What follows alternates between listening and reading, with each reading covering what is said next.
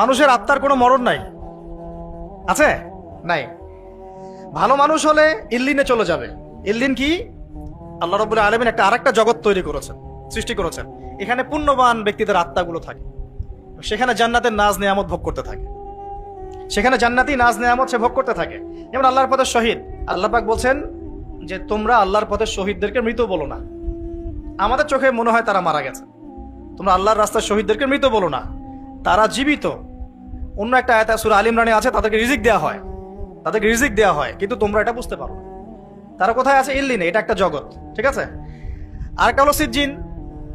সিজ্জিন মানে যেখানে আযাব দেয়া হচ্ছে পাপী আত্মাদেরকে, ওখানেই তারা জাহান্নামের ফ্লেভার পাচ্ছে। ফেরাউন নাম তো শুনেছেন? ফেরাউন এবং তার দলবলকে প্রতিদিন 2 বার, সকালে এবং সন্ধ্যায়, জাহান্নামে থাকার জায়গা দেখানো হয়, আযাব দেখানো হয়।